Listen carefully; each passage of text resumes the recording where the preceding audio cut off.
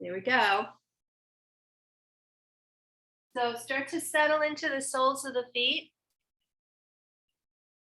and really check in with how you're feeling at the start of your practice. I say this every week, but checking in with the qualities of the mind, the qualities of the body.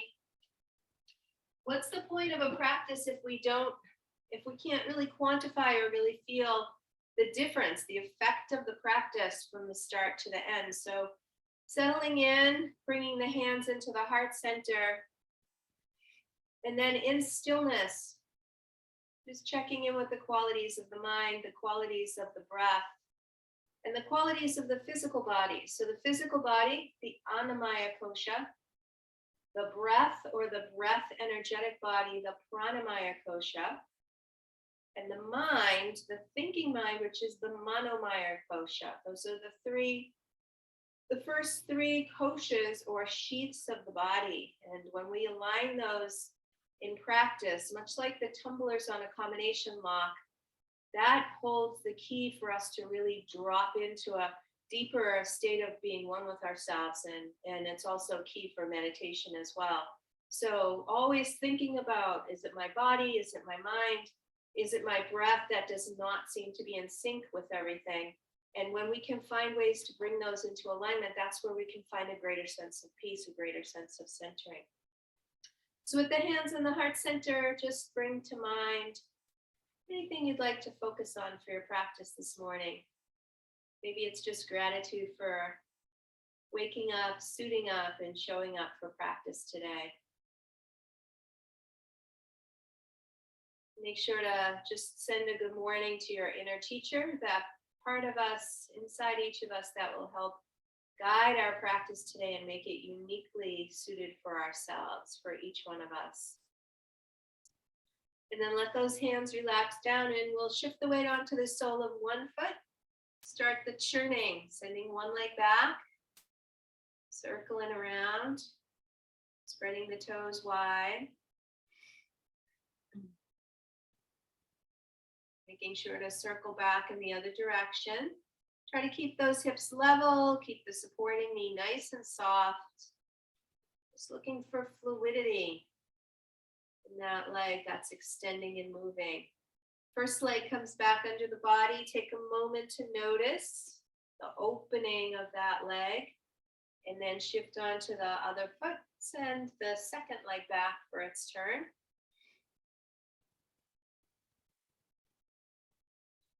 Circling in one direction and making sure to flip onto the top of the toes and to also flip onto the ball of the foot.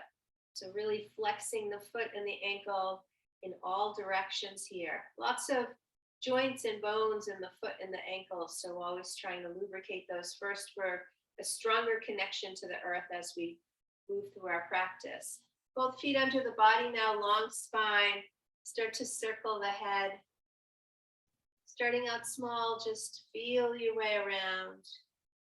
Is it feeling smooth today? Is it feeling a little rough, choppy, fluid, tense? I'm still feeling a little bit of an effect of shoveling in my shoulders this morning. Brushing off the top of an oversized van, all those things that I don't normally do on a regular basis, taking their toll on this body. And then let the chin come all the way down to the center of the chest. Take 4 or 5 breaths here, just relaxing into the head, the jaw, the teeth, the tongue. Feel the muscles lengthening down the back of the body here. Just release. Take some micro movements if that helps you to release any particular areas of tension in the neck and the shoulders.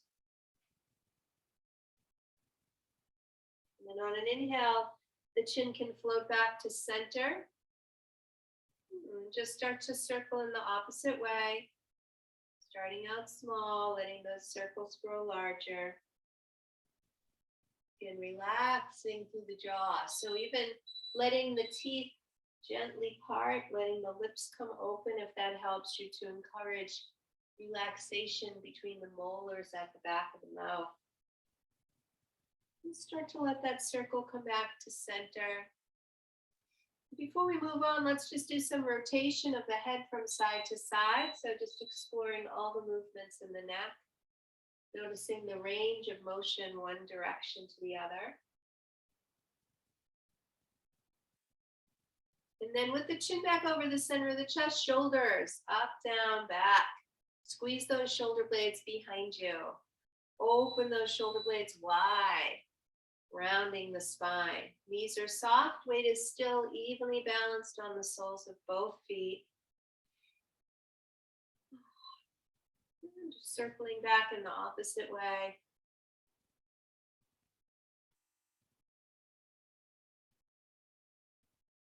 And then shoulders back and down, elbows, forearms, wrists together. Gently interlace the fingers, soften through the hands. Again, lots of joints in the hands when you think about all the bones and all the joints. So this movement, although designed for the wrists, is also great if you get those hands nice and soft and just kind of let them knead against each other. And then palms together, open the hands like a book. Exhale into a wide V. Inhale, pinkies together. Exhale and extend out in front. Inhale, up and over. Exploring right to left side differences here. Use your breath as your guide.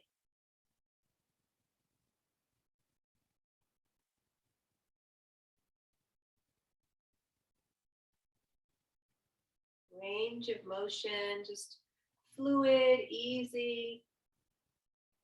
Just exploring what is this morning. And then let the hands come down towards the sides of the legs. Walk the feet together. Spread those toes wide, lower them back down.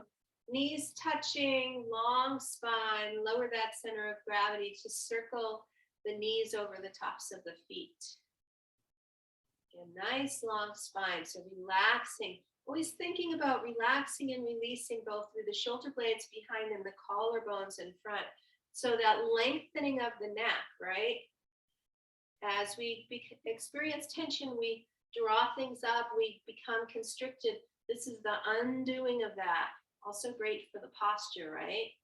A lot of us have sat or hunched over our work for years. This helps to encourage a new pattern of holding ourselves. Make sure to reverse in the opposite way. You probably feel the toes really pressing down to support the feet firmly flat on the floor. And then come out to a shoulder width stance. Head is the center of the circle as we walk those hips around. And again, just to technically be correct, I call this the Dasha Chalana, but it's really not 100% the Dasha Chalana. The Dasha Chalana is a very specific sequencing, but this includes all the movements plus a few additional movements of the Dasha Chalana, the 10 churnings. So when you do your research on it and your research on me, just know, full disclosure, this is very much inspired by that, but there's a few additional movements that I feel add to the warm-up sequence. And so I've integrated those into that sequence itself. The Dasha Chalana comes from a particular type of yoga known as shadow yoga. Let's start to relax into the upper body here. And shadow yoga is all about uncovering the shadows, the things we hold inside ourselves that affect our behavior and affect our well-being, but we don't necessarily see them clearly in the light of day. So as we shine the light into ourselves, draw our awareness inward, we begin to uncover layers and layers of conditions and traumas and all those types of things that affect and inform how we behave. Let's reverse in the opposite way. And also affect our sense of well-being. We might be feeling unsettled for something that happened to us decades ago that we still hold inside ourselves. Maybe somebody told us something about ourselves that is really not true, but for some reason we respected and believed that person. Lots of things like that can happen over the course of our lifetime. And so this practice of diving inside invites us to say like, well, that's not necessarily true. Maybe at one point as a small child or as a young adult, I believed that, but I've never exhibited that. So maybe it's time to change those perceptions about ourselves. Feet coming a little bit closer and lower your center of gravity, circling around. So it is really fascinating to be able to let go of those things that people have told us about ourselves, especially if it's someone we've deeply respected, like a parent, a sibling, a clergyman, a musician, a teacher.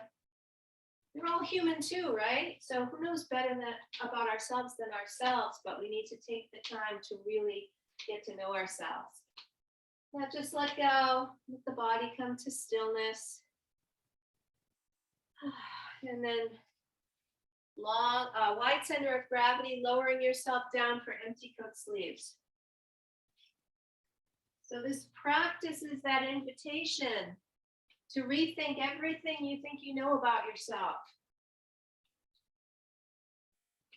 or everything someone has told you about yourself. To take it out into the light of the practice, to really look at it and to say to yourself, like, is that true? Is that not true? Is that partially true? Coming to stillness, feet come together, shoulders back and down, relaxing down. Once again, into the knees. Inhale, draw the tailbone towards the back of the head. Squeeze the shoulder blades back and down. Exhale, rounding chin to chest. Spine rounds up towards the sky. Inhaling forward, exhaling round.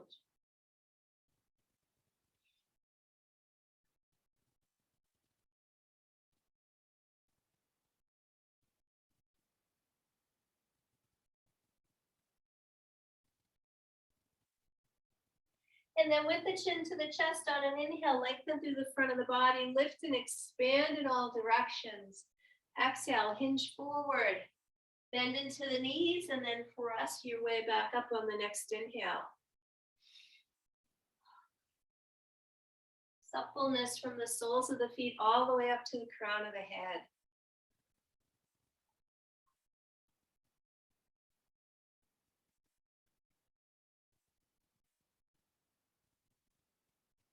And then hinge forward, separate those legs a little wider, deep bend in the knees, crown of the head and shoulders, relaxing towards the floor, just gently shifting the weight from side to side. Take 2 or 3 deep breaths in.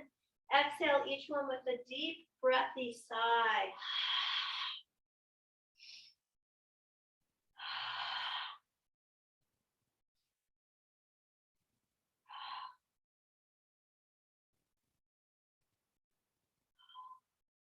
And slowly lower yourself down, coming to a supportive situation for the sits bones. Extend the legs out in front, close the eyes. Just feel the effect of the Dasha Chalana, or that warm-up sequence inspired by the Dasha Chalana.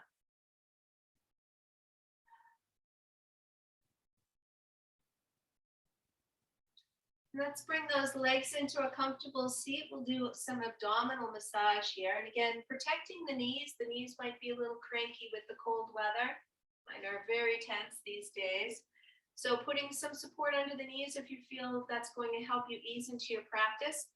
You can start your practice with something under the knees, and then eventually your legs will relax down and you'll be able to see that process happening. Shoulders back and down, hands on the belly.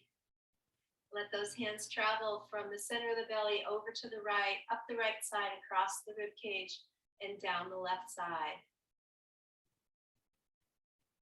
Just thinking about digestion. When I do this, I like to imagine a little campfire right here in my belly. Campfires can be so soothing.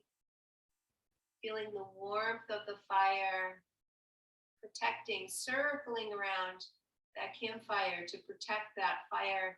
That fire not only helps us to move through life in a healthy way, but it also helps give us that spark, that luster. All the fires in the body, the Agnis, which are part of the Pitta dosha, all of those are the things that make us sharp, give us spark, keep us warm physically, but also keep us engaged. Also can make us, be the one who's competitive and angry if it's out of balance. So the fire, really, really important. And we've seen, as we celebrate more and more birthdays, you see when people's fire starts to get a little dimmer. So it's really, there's lots of things you can do to keep the fire burning strongly. Lots and lots of things through Ayurveda and otherwise. So just recognizing that fire has a really important part to play in keeping us moving forward. Hands coming down to the low belly. And on your next inhale, maybe letting the eyes close, begin your belly breath, drawing the breath through the nose all the way down into the low belly. Belly presses out towards the fingertips, and on the exhale, belly sinks in towards the back of the spine. First, connect to that action of the diaphragm, lowering down to press out the belly, floating back up to hollow the belly out, just like this. Inhaling, drawing down, creating suction in the lungs to draw the breath in, and then releasing back up to press the air out. It's just like a bellows. So it's right about here, right under the rib cage. It's actually connected all the way around, pretty much. Just lifting and lowering. And then start to let that breath expand. So drawing in to fill the belly, the rib cage, sipping in all the way up to the top of your capacity, up to the collarbones, maybe feeling it in the sides of the neck. Let the shoulder blades stay relaxed and down. Filling up on all sides, expanding the body with the breath. As we expand the body with the breath, the physical body, the Annamaya Kosha, maybe expanding our ideas on who we are. Where is the limits between myself and the environment outside of myself? Where do I begin? Where does the earth begin and end? Or others all subtly connected in some way? Blurring the lines between what is me and what is not me. Maybe that's too much for a Wednesday morning, I don't know, but these are the kinds of things I think about and I'm pondering. A few more deep full breaths in with each inhale, sipping in a little bit more air, with every exhale squeezing a little bit more empty.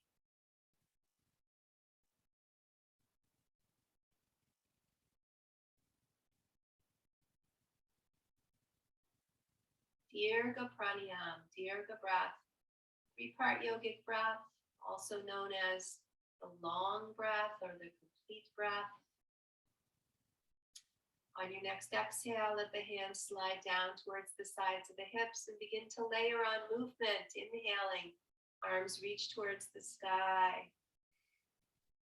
Exhaling, fingers fan out towards the sides of the space, maybe even twinkling the fingers to draw the energy all the way down into the hands. Notice if moving the hands creates a different effect across the heart center.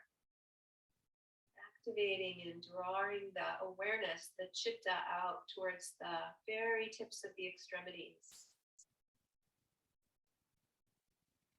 Inhale tall, start to spiral in one direction or the other. So on the exhale, just squeezing through the torso, hands float down.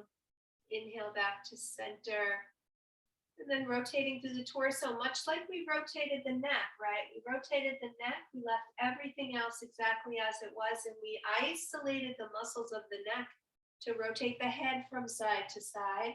Now we're doing this right in this section. So imagine that's like the neck of the upper torso, just using those muscles, letting everything else relax down. We're trying to become more accustomed to only activating those muscles that are needed, letting everything else relax around it.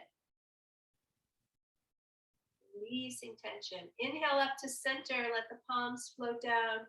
In Anjali Mudra, you might pause for a second or two just to feel, and And then let those hands come down to the legs to release the legs out in front.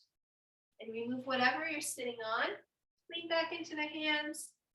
Let the legs flip-flop from side to side. Dribble the knees. Take a couple of breaths. Then take a nice wide stance. And let those knees and hips rock from side to side. Just feeling what's happening. My hips and my knees are feeling very creaky. I have no idea why, but so it is. They'll feel better afterwards. Let's rotate, reaching behind, and then roll in the other direction. Knees touch down and radiating up with the spine as you reach behind you.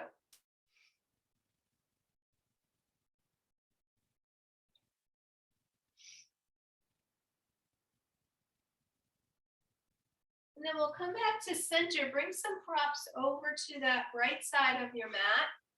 Bring your legs back into whatever's a comfortable, stable position for your sits bones. Just let the right hand come down towards the floor and inhale that left arm long. Press down into the left sits bone and begin to pulse over towards that right side, lifting and lowering with the muscles down the left side of the body. Feeling the stretch and then activating those muscles to draw you back up to center. How's that side feeling this morning? Just let the breath be even and fluid. No particular control of the breath, but just be aware that it's actually supporting what you're doing. And then start to make your way onto the props on that right elbow, left arm reaches towards the sky. We'll do some circling, broad circles and exploration of that left shoulder. Lots of softness in the left arm. You can make big sweeping movements all the way around the body, maybe feeling like you're circling the body in one direction, maybe circling back in the opposite way. Softness, no efforting, no pushing, just manipulating or moving the arm in a way that allows me to feel what's happening. Draw that left arm back up to center, and then on an exhale, release the arm down, pressing that left knee in the opposite direction from the left elbow, and take 4, 5, or 6 deep breaths into that whole left side of the body. Massaging that inside of the left side of the rib cage, massaging it from the inside out with the breath. Relaxing everything else. So really relaxing the physical body here and focusing on the action of the breath against the physical body from the inside out. This overhead hand, super drapey, just resting wherever it ends up based on the configuration of my shoulder, the tension down the left side. There's no pressure, no pressing or efforting into that. The more you relax the body when you're doing this deep breathing, the more expansion you're going to feel in those muscles. So release the hold. And then engage both sides of the core to draw everything up to center. Let the palms float down in Anjali Mudra with the eyes closed for a breath or two. Just compare that right and left side.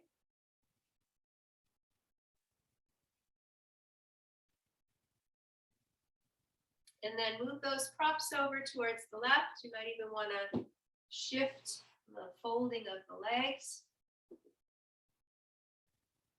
Pressing down into that left hand, right arm reaches tall. Take a deep breath in, press down into the right sits bone, and then start to extend over towards the left here. Lifting and lowering. Once again, using all those muscles on the right side to draw you up and then lower you back down.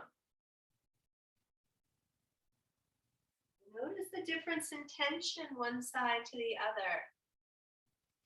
If there is one, which for most of us there should be some degree of difference. Then start to relax down onto that left elbow, right arm reaches and starts to circle.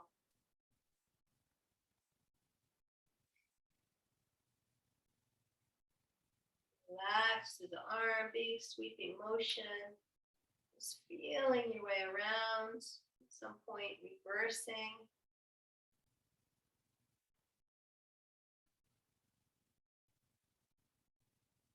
Start to let that right arm come back to that overhead position, and then exhale it, releasing it into gravity. Take those 5 or 6 deep breaths into that whole right side of the body here. Stay anchored down through that right sits bone, the right knee pressing away. Use the breath once again to massage from the inside out.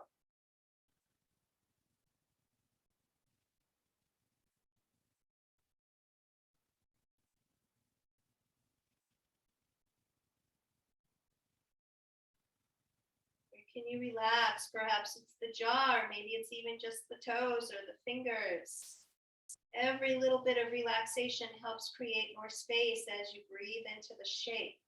And then engage both sides of the core to draw everything up to center. Palms float down once again, Anjali Mudra. Just check in, right to left side. And then let those hands come right down to the knees to release the legs out in front. Let's move our way into a puppy stretch. Bringing some cushioning down for the knees. Knees under hips, tops of toes, relaxing down behind, and then lowering right down onto the forearms. So again, hips are right over the knees. You want this to be like a right angle, and the hips are coming right up over. But see where the elbows are? Ahead of the shoulders. So move those forearms into 2 parallel paths, like 2 railroad tracks. You're going to feel this differently in the shoulders if your hands are crossing over each other or they're not in alignment. So just notice if that makes a difference for you. And then soften into the belly, lower the forehead, lower the front of the heart center. And first just breathe, pressing the belly towards the lowest part of pressing the belly towards the floor to arch the back. Take a couple of breaths here. Then start to gently shift the hips from side to side.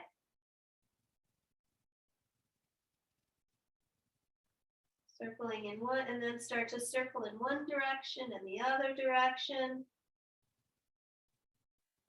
Just feeling the low back. Relax the tops of the toes down. Notice if the toes are dancing. Encourage them to let go. Puppy stretch. And then lift the head, bring the palms under the shoulders, spread the knees wide, big toes touching behind you. Sink the tailbone to the heels, and just lower all the way down in wide-legged child. Surrendering. 4 or 5 breaths here, expanding the body out in all directions.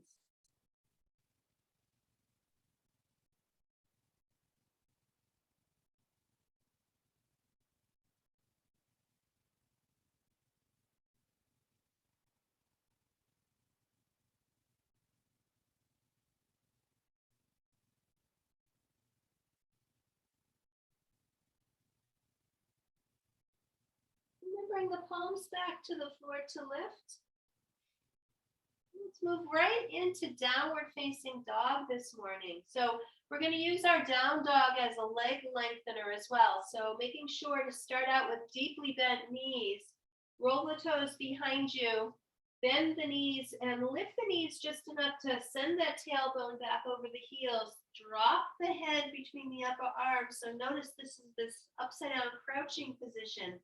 This puts you in a great spot to then start to gently lengthen out the legs, walking the legs in place. Alternate bending and flexing into the ankles, the knees, and rocking the hips from side to side. Relax the head. Let it just nestle right in between those upper arms. Make sure you're not holding any tension in the jaw, the teeth, or the tongue. And then settle the feet hip distance apart. Press the heels back towards the floor. Lift the tailbone. So you want to sense that somebody is grabbing you from behind by the hips and pulling your pelvis towards the wall behind you. That's going to create traction in the spine here. Just breathe 4 or 5 breaths in Adho Mukha Svanasana. Where can you soften and still sustain the shape of this posture?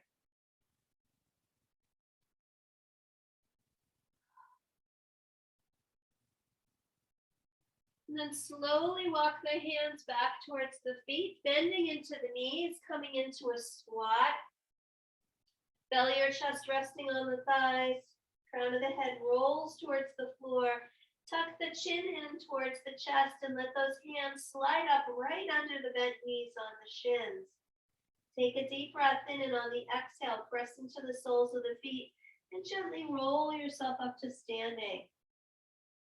Slowly stacking one bone of the back on top of the next. Ooh. And then as you arrive, just notice how you feel before you rush to fix anything. Notice your alignment. Notice the pressure in the soles of the feet, whether it's even or not. Notice what's happening in the mind. Maybe the mind is chattering about this or that. Just be with how you've arrived. And then open the eyes. We'll remove anything that we might trip on here. And let's move right into a warrior sequence here.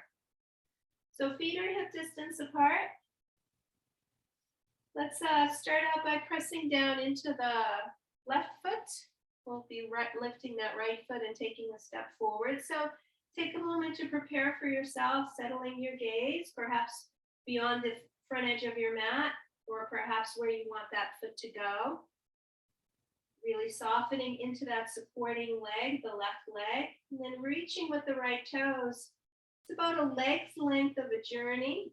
Coming forward, bending into that front knee.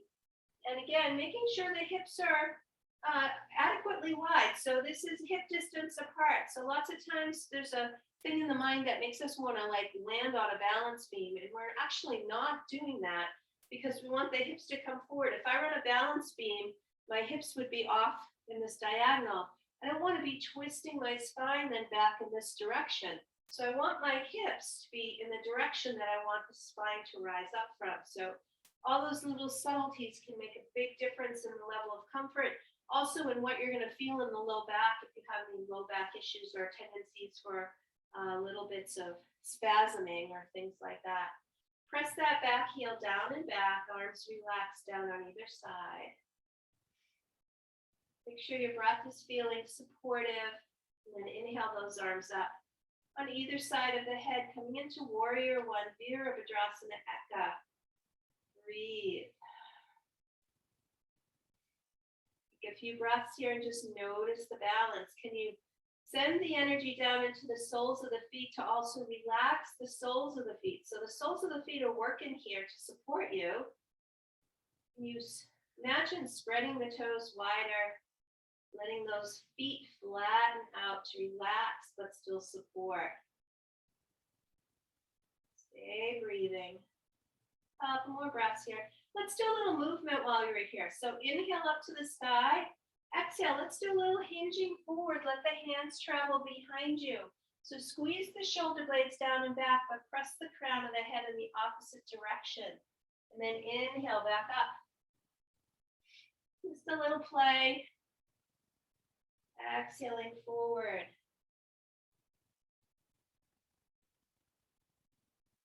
Inhaling up.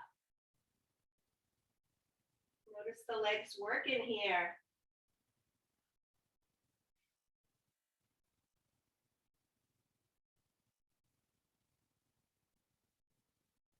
Now come up to your tall warrior pose, and on an exhale, rotate the back heel down, open your way up into side warrior.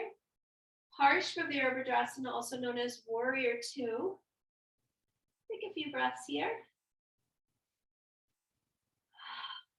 Expanding in all directions. I like to think about really pulling my heart center open between the front and the back hand. And then bend into that right elbow, right forearm to right knee. Rotate the heart center towards the left. Notice this straight line here from fingertips all the way down that back heel. This is what's supporting me, not this.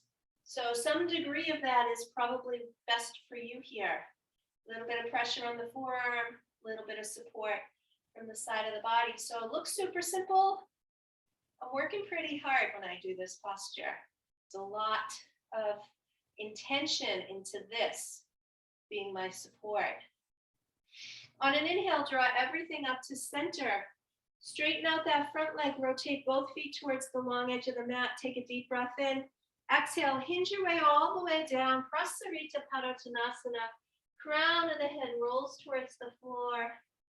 Hands come down to the floor under the shoulders and soften into the legs. And let the legs plunge from side to side.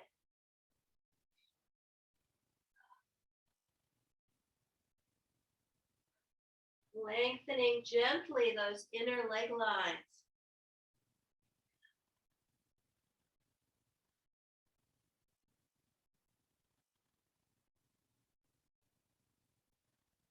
Now bring that to stillness. See if you'd like to just explore an inversion for a moment or two. Walk the hands through the feet, pulling yourself a little bit more deeply into this forward fold. So palms are on the floor with the fingers pressing away from the head, in between those legs.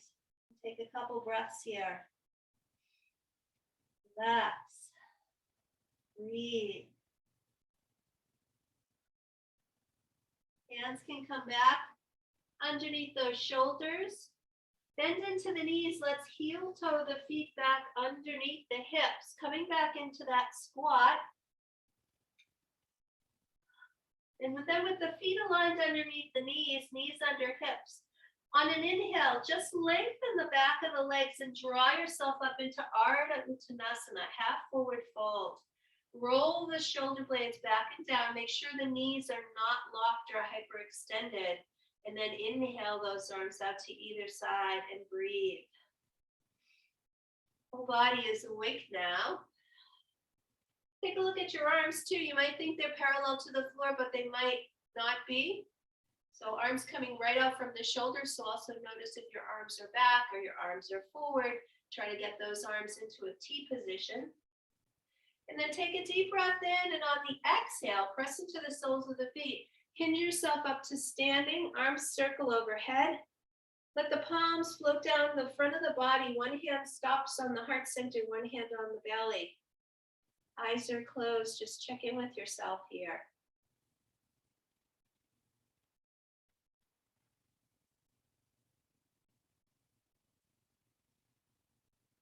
Notice what you feel. And then let's do that warrior sequence on the other side. So this time we're going to press down into that right foot, creating some balance here, smoothing out the breath, settling the gaze, relaxing the hands down to help keep us balanced.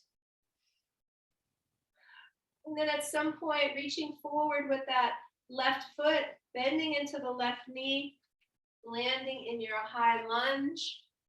Shoulders back and down, pressing the back heel away, sinking down into warrior one or preparing for it. And then on an inhale, arms can reach towards the sky.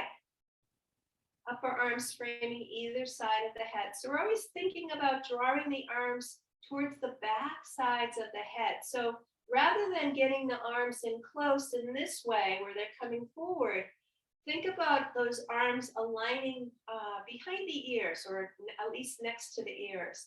That's going to really open up the front and back of the heart center. Really subtle difference between this and this, but it makes all the difference in keeping that energy flowing up the back of the neck into the crown of the head. Deep breath in, reaching for the sky. Exhale, hinging forward. Now, as you start to hinge, really focus on pressing that back heel away. That can help stabilize this immensely. So I'm pressing my fingers forward, and at the same time, I'm pressing that heel in the opposite direction. Really adds stability into this gentle hinging forward. It's all connected.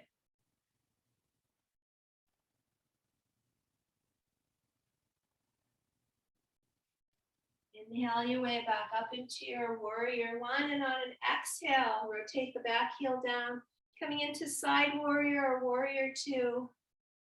Take a few breaths here. How are we feeling? Everyone's still there. And then bend into that left elbow, left forearm towards the left thigh as you rotate the heart center towards the right. And once again, create that strong line from the right fingertips down that right heel. Shoulder blades are now rotated so they're aligned with that imaginary wall or that actual wall behind you. And breathe. Just a few breaths here. Really activating everything. And then on an inhale, draw yourself right back up into side warrior. Straighten the front leg. Once again, rotate both feet towards the long edge of the mat. Take a deep breath in. We'll hinge halfway down. So press the tailbone out behind you. Let the crown of the head reach in the opposite direction. Take a breath or two here. And then take another deep breath in. Let yourself hinge all the way down. Cross the reach of Padottanasana. Crown of the head relaxes towards the floor. Hands come to the floor. And once again, let yourself gently lunge from side to side.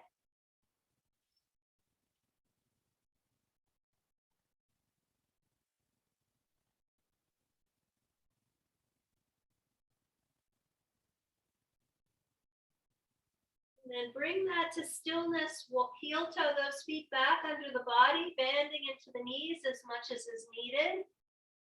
And with the feet aligned under the knees and the knees under the hips, on an inhale, lengthen through the back of the legs. Once again, draw yourself halfway up. Tuck those shoulder blades down and back to lengthen the back of the neck. Knees are soft. Inhale the arms out to the side. Ardha Uttanasana. Take another deep breath in, and on the exhale, hinge your way up to standing.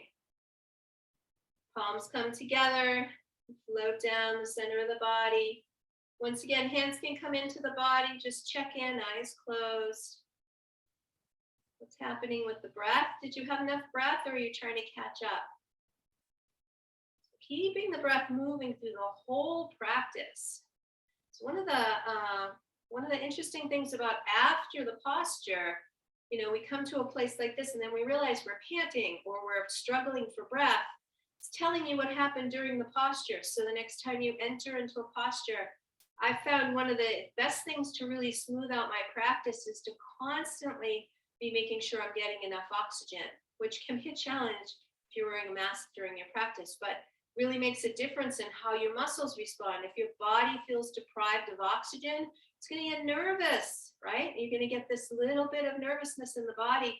And then especially if you're trying to do a one-legged balance pose, the body's going to be like, wait, you're not breathing enough for me to be supporting this. So those little bits in between, really take the moment. Like it's not just a little rest, but it's really to be like, am I breathing? Am I balanced? Is there something hurting? How's my mind doing, right? Let's do some mountain here. So feet hip distance apart, shoulders back and down, opening up those hands in this receptive mode. And then on an inhale, let those arms raise up towards the sky. Just breathing.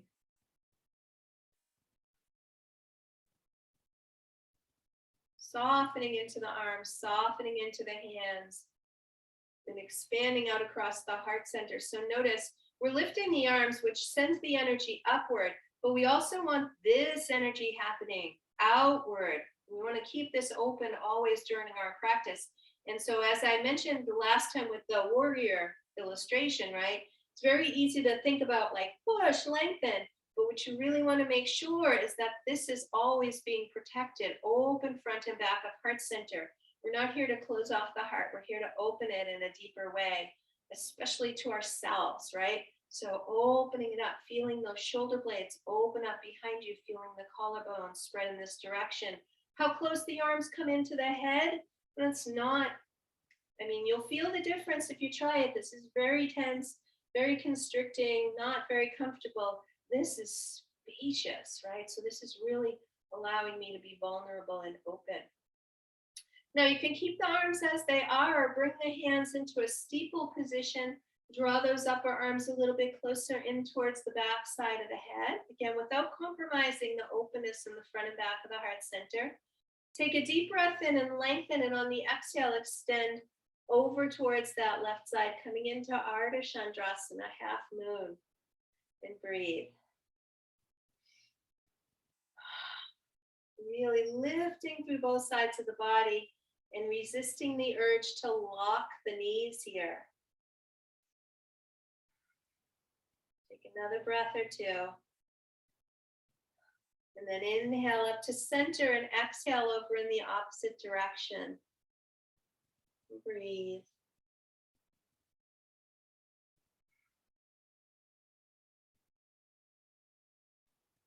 Now inhale up to center. Let's do a little twisting. So if your fingers are intertwined, release the hands. Take a deep breath in. On the exhale, start to bend into the knees. Arms come down. Right arm forward, left arm back. A little bit of a revolved squat pose. Havrita Utkatasana. Inhale back to mountain, to Dasana. And exhale in the opposite direction. Havrita Utkatasana. And I found one of the easiest ways, even though it's not super easy, one of the easiest ways to really remember the posture names, especially in Sanskrit, is to actually get into the posture and then repeat the name to yourself. It's as though your muscle memory is going to help support, this is what I said when I did this, right?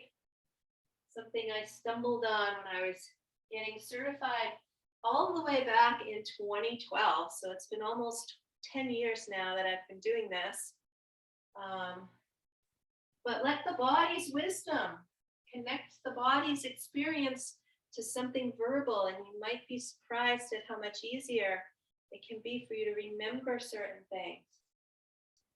Moving in and out of Pavrita Utkatasana. Now inhale up to center. Let's do a straight on chair.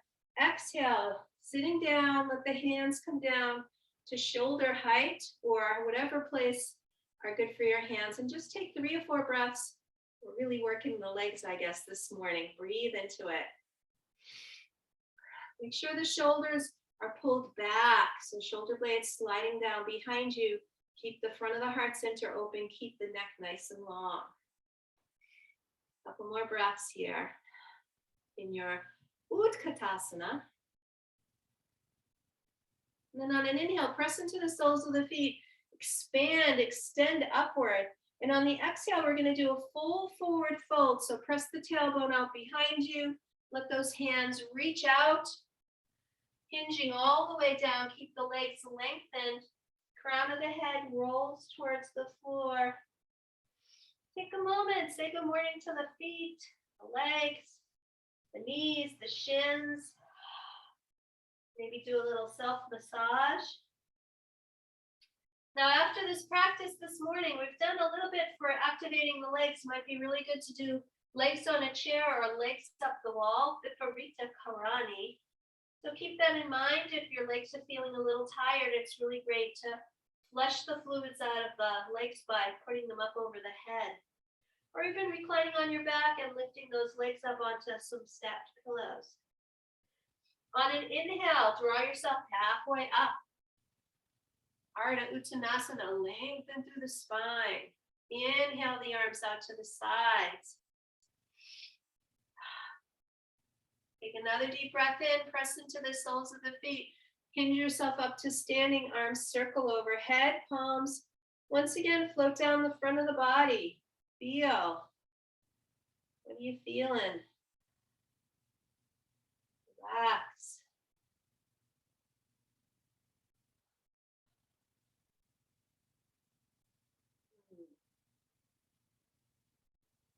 Let's do a little triangle pose while we're here. So step out into a wide stance. I'm going to rotate my Right foot towards the right end of my mat, rotate my left heel away. So legs stay straight, but try not to lock them. This posture, Trikonasana, it's probably the place where I have most tendency to lock my knees, right? So I have to be very aware of that. They're very stiff, they're very active, but they also, you don't want to overly lock the knees. So keep bringing your awareness there.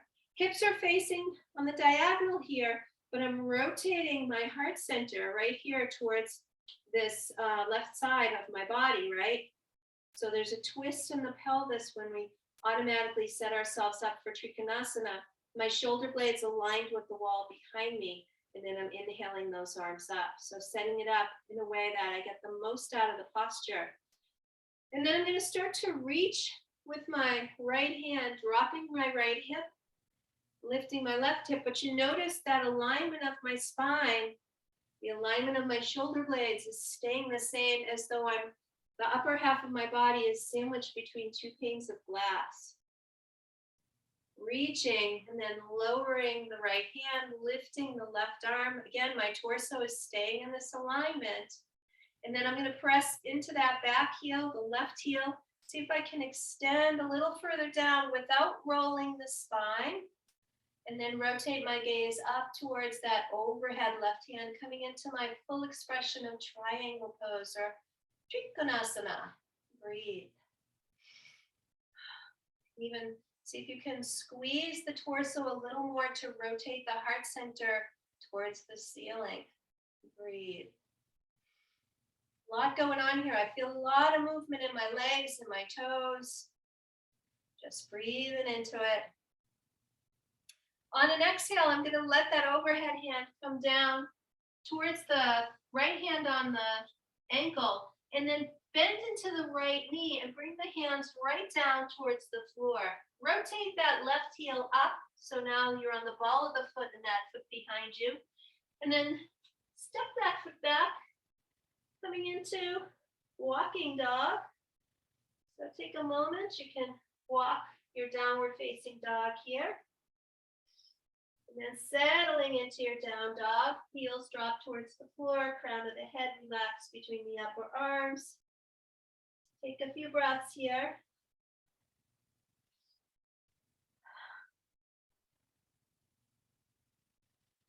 So this is downward facing dog. Let's try a little upward facing dog, Urdhva Mukha Svanasana. So for that one, all you have to do is lift your heels, let the shoulders start to come over the wrists, and then drop the knees towards the floor, soften into the belly, and rotate the heart center and the gaze towards the front of your mat. You can also do this in a modified way, dropping down onto the tops of the feet. You'll get a nice stretch in the shin, the top of the foot. So this is upward facing dog. Breathe. And then roll the toes behind you, lift your way back up into downward facing dog. And then take a moment, bend into the knees, walk the feet back up towards the hands. Coming into a full forward fold. On an inhale, draw yourself halfway up. Torso parallel to the floor, shoulder blades back and down to lengthen through the back of the neck. Inhale the arms out towards the sides. Take another deep breath in, and on the exhale, press into the soles of the feet. Hinge yourself up to standing, arms circle overhead. Palms float down in Anjali Mudra. Pausing just for a second. Now let's try triangle on that other side. So coming back to a wide stance, this time I'm going to rotate the left toes towards the left end, the right heel rotating behind. So again, hips are right off at the diagonal here. And then I'm going to rotate the torso, heart center facing forward, shoulder blades aligned with that wall behind me. Inhale those arms up. And just explore, dropping the left hip, reaching with the left fingertips. Try to keep that spine in alignment here. And then reaching long, left hand comes down towards the left shin, right arm stacks over left. Press into that Right heel to lengthen. Keep those shoulders aligned behind you and then rotate the gaze towards that overhead right hand and breathe. Relax across the whole front and back of the heart center here.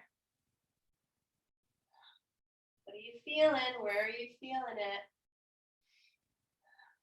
Couple more breaths here in triangle pose, Trikonasana.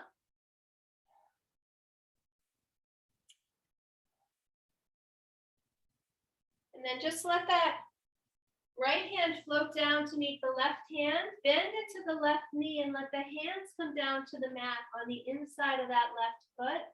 Rotate the right heel up so you're on the ball of the foot and step that left foot back. One more time, lift yourself back up into downward facing dog. Rock the hips from side to side.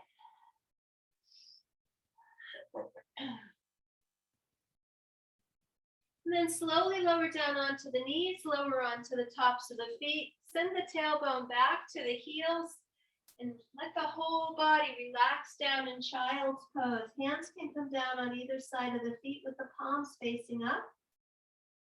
Take 4 or 5 deep full breaths here to expand the body in all directions.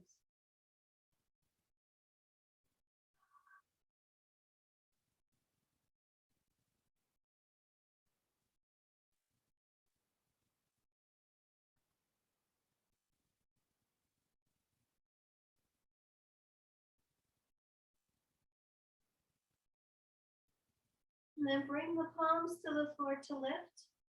Lower yourself onto one hip so you can send the feet forward. We're going to do a little bit of a supported bridge pose before we settle down for Shavasana. So grab your blocks here. Also make sure you grab anything else you need for Shavasana within an arm's length so that you can easily use that once we're done with our cool down here. Lower yourself down onto the back. My blocks are right here on the side of my body near my sacrum because I'm going to slide them under the sacrum. We've done this together, all of us before, so I have an idea that you know where we're going. Lift the shoulders, spread the shoulder blades wide, lower them down. And then bring the heels a little bit closer in towards the buttocks, even if you grab onto the ankles to draw the feet in. But you do want the backs of the heels to be right aligned with your sits bones. So resist the urge to let the knees splay out or to let the feet go wide. We still want from the hips to the knees to the tops of the feet to be in alignment to get the maximum benefit out of these movements. Hands can relax down here, and then on an inhale, press into the soles of the feet, tip the pelvis and lift the sacrum slightly off the floor. And on the exhale, lower it down. So we'll just gently move in and out as we lift the hips a little bit higher each time, preparing for Setu Bandhasana or bridge pose. Each inhale, lifting a little bit higher. Starting to press the belly towards the sky. And when you've got those hips lifted enough that you feel you can send the blocks underneath, you can actually do a full-on bridge pose here. Hands can interlace beneath, pressing the pinkies into the floor. This is a full unsupported version of bridge pose here. That's a very nice active inversion. But you can grab those blocks as well and place them right underneath the sacrum, 1 or 2 blocks in any position, so that you're relaxing that bony plate at the base of the spine onto the props, and then the hands. This is such a great lymphatic flush. In order for the lymphatic fluid to be purified, the toxins are removed somewhere in the area of the heart, not in the heart, but in that area of the body. So we need to let the fluids be able to travel back up into this area of the body. And as you might suspect, if you have fluids in the ankles and you never go upside down, how are those fluids going to travel back up to get purified? That's a big question. That's why having a sedentary lifestyle is not the greatest for maintaining maximum immunity. Now bring the hands down to the sides and start to let the legs have their turn here. So maybe lifting one leg or two legs. If you're feeling a little unsettled, you can bring the hands to the back of the blocks here. And just adding some movement. Let your legs do whatever feels good to them right now.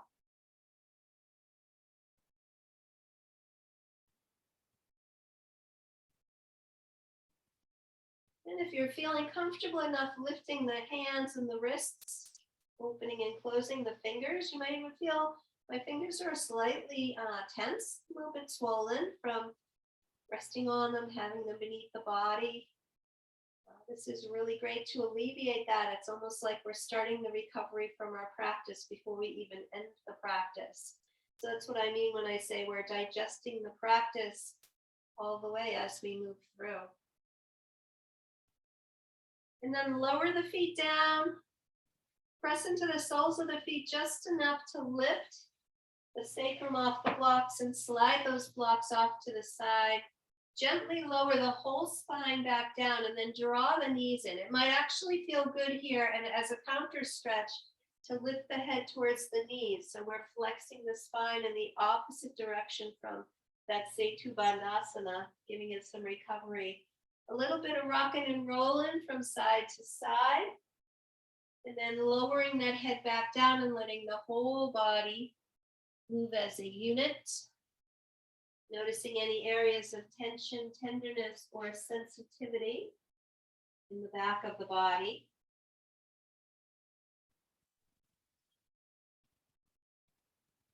And the knees can come right up over the pelvis for some circling. Starting to ground ourselves here.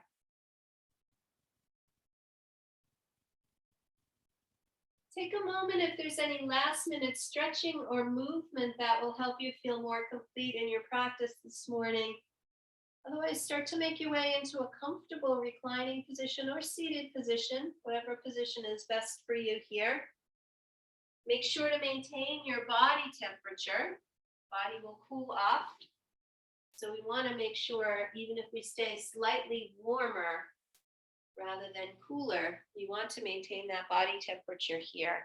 So covering up with the blanket, putting extra layers back on.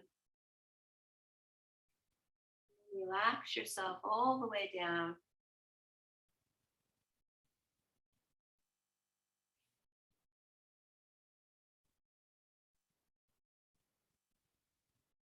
Letting go. Let the body get heavy. Let the back of the body sink into the mat and into the floor.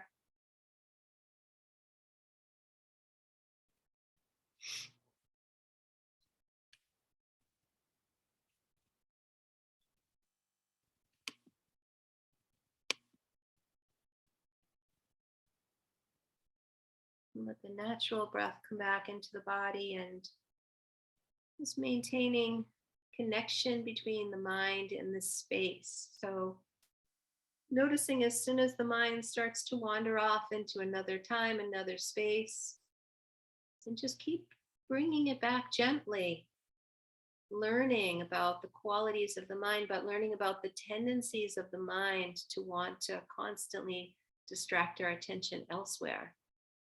It's the whole essence of mindfulness, is to direct where the mind is going, or at least to keep the mind attached to the experience we're having in this moment, to make that moment as deep and fulfilling as possible without going through the motions. That's the very essence of going through the motions, is physically accomplishing things with the mind and the spirit actually being disengaged. So it's very lovely to reverse that tendency, especially if it's one we've lived with our whole lives. I have a poem that crossed my desk this week. This is by the Sufi poet Hafiz. It's called Created for Joy. I'd like to share it with you now. If for some reason this is not your thing, please feel free to tune it out and just relax in your own experience. I sometimes forget that I was created for joy. My mind is too busy. My heart is too heavy for me to remember that I have been called to dance the sacred dance of life. I was created to smile, to love, to be lifted up, and to lift others up. O sacred one, untangle my feet from all that ensnares. Free my soul, that we might dance and that our dancing might be contagious.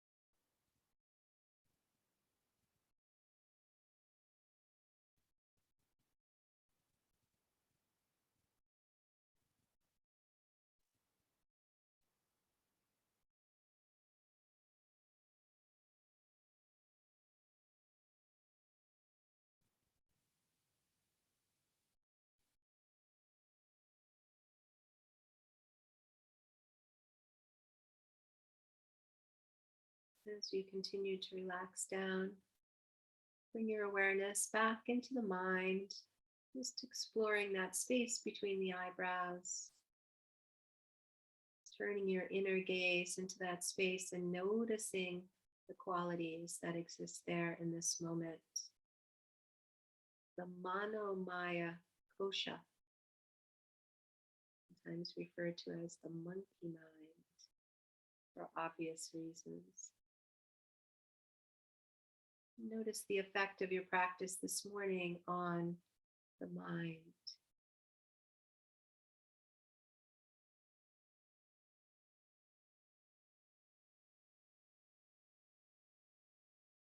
And then with your inner gaze, begin to scan the physical body, the Annamaya Kosha. Noticing sensation,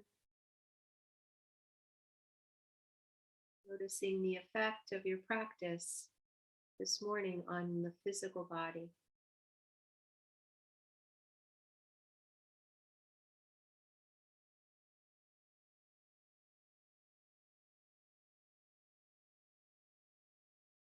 And just bring your awareness to the breath, the natural breath, entering and exiting through the nose.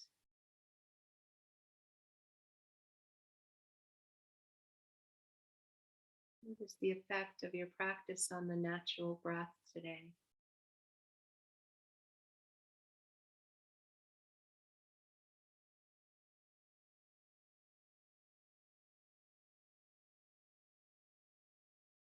And slowly begin to draw the breath all the way down into the belly once again. A gentle signal of your intention to begin to transition out of this state of relaxation and back into the rest of your day. Deep full breaths in and out. Into the belly first, and then letting that breath expand into the whole body.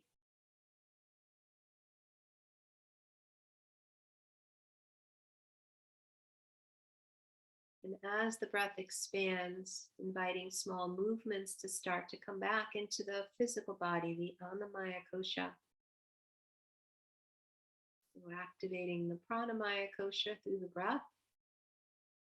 Now bringing in concert with that the Annamaya Kosha, the physical sheath of the body.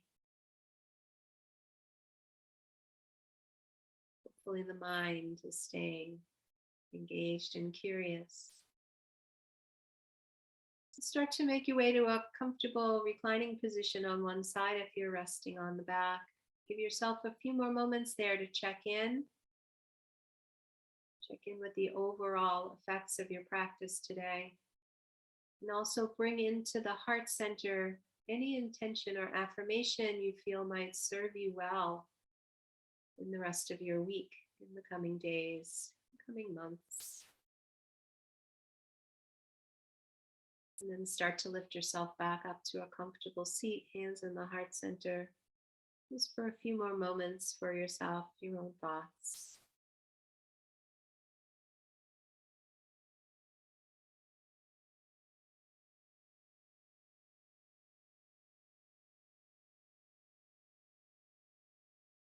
Much gratitude for the inner teacher in each of us that helps keep us safe, healthy, and whole during practice, and also encourages us to come back to our mat time and time again.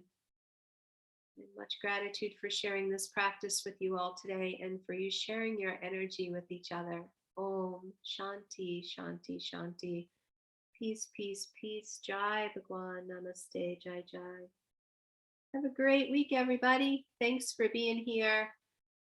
Enjoy your day. Stay safe, stay healthy, stay warm.